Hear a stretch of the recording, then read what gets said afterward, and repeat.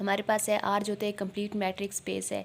Late करते हैं कि हमारे पास एक्स एन भी एक काशी सीक्वेंस है इन आर में। हमने कोई भी एक सीक्वेंस लिया एक्स एन, वो हमारे पास एक काशी सीक्वेंस है आर में। हम कहते हैं कि एप्सिलॉन नॉट ग्रेटर है 0 से सच डेट एन नॉट बिलोंग करता है एन से।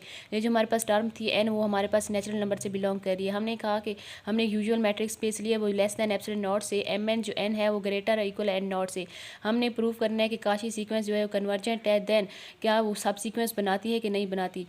तो हमारे पास हमने कोई भी एक सीक्वेंस लिया है, वो हमारे पास कन्वर्जेंट सीक्वेंस है जो x1 से स्टार्ट होकर xn तक जा रही है। तो हमने यहाँ पे प्रूव करना है कि ये हमारे पास subsequence xn k is equal to infinity तक जा रहा है। लेट हम करते हैं कि epsilon naught 1 is equal to 1/2 belong करते हैं, n naught belong N natural number से बिलोंग करता है। तो हम कहते हैं कि हमने कोई एक काशी सीक्वेंस लिया xm माइनस xn, वो जो है लेस दैन एप्सिलॉन नॉट से, और एप्सिलॉन नॉट की वैल्यू हमने यहाँ पे 1/2 ली है। तो हम कहते हैं कि हमने एन नॉट की यहाँ स्मॉलेस्ट नेचुरल नंबर लेना है। तो सिमिलरली हम इसी तरह जैसे 1/2 था एन नॉट के लिए, इसी तरह हमने एप्सिलॉन नॉट की वैल्यू को, उसकी टर्म पावर को क्या इंक्रीज करते जा रहे हैं। वो हमारे पास n2 बिलोंग करता है n से।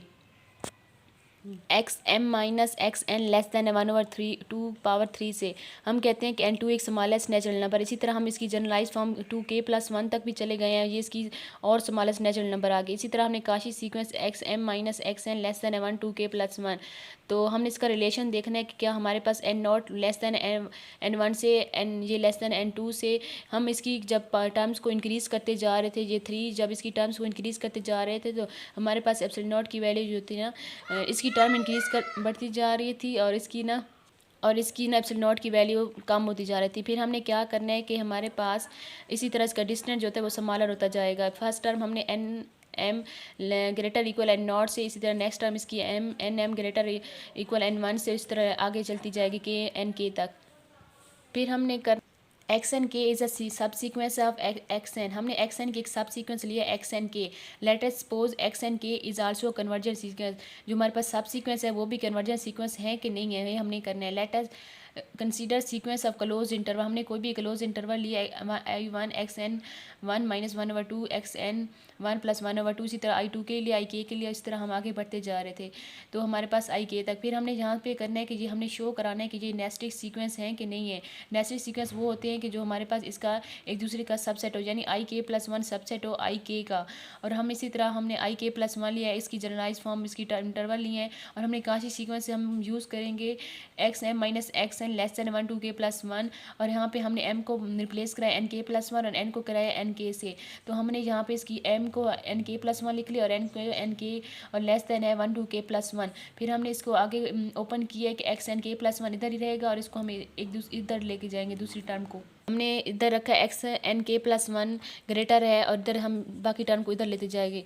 फिर x nk माइनस 1 और 2k+1 less than x nk+1, इसी तरह हम इसमें ऐड करेंगे 1 2 के ऐड भी करेंगे और सब्ट्रैक्ट भी करेंगे, तो हमारे पास ये टर्म आएगी। फिर हम कहेंगे कि हमारे पास एक थर्ड फॉर्म बन गई है। फिर हम कहेंगे जो ए बी है ये हमने, हमारे पास एक ये इंटरवल है और एक सी डी तक इंटरवल है। हम कहेंगे कि ये तभी हमारे पास सब सीक्वेंस बनेगी जब सी लेस देन होगा ए से, और बी जो होगा वो लेस देन इक्वल होगा किसे डी से। तो हमने इस इक्वेशन 2 हमने इक्वेशन 2 से ये चीज़ ली है, और इसे हमने इक्वेशन 4 बनाई है। फिर जब हम 3 और 4 को देखेंगे, 3 और 4 को कंबाइन करेंगे, तो हमारे पास एक नेस्टेड सब सीक्वेंस ऑफ क्लोज इंटरवल बन सकता है। IK+1 जो होता है वो सबसेट है IK का। नो वी शो डैट, हमने क्या शो हम पे कराने के बाउंडेड सीक्वेंस है कि नहीं है।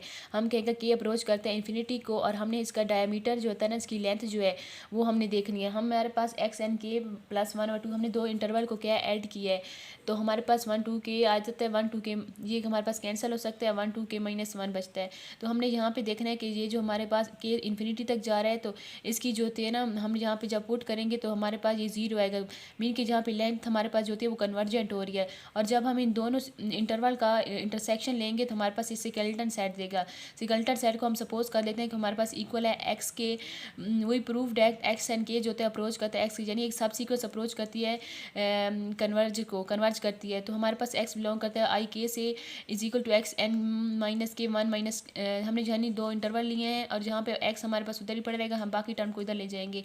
तो इसी तरह हमारे पास हमने यहाँ पे काची सीक्वेंस बनाई, और 1 2 के प्लस जब 0 को अप्रोच करेगा जो कि इन्फिनिटी को, तो एक्स एन के जो होता है ना अप्रोच करेगा एक्स को एज एन के अप्रोच करता है इन्फिनिटी को। एक्स एन है वो हमारे पास एक कन्वर्जेंट सीक्वेंस है, सो हम कहते हैं कि R is a complete matrix space. जो हमारे पास एक सीक्वेंस थी उसको हमने प्रूव करा दिया कि वो हमारे पास एक कन्वर्जेंट सीक्वेंस है, और उसको हमने आगे कराया कि वो एक सब सीक्वेंस भी बनाता है, तो हम कह सकते हैं कि जो आर है वो हमारे पास एक कंप्लीट मैट्रिक्स स्पेस है।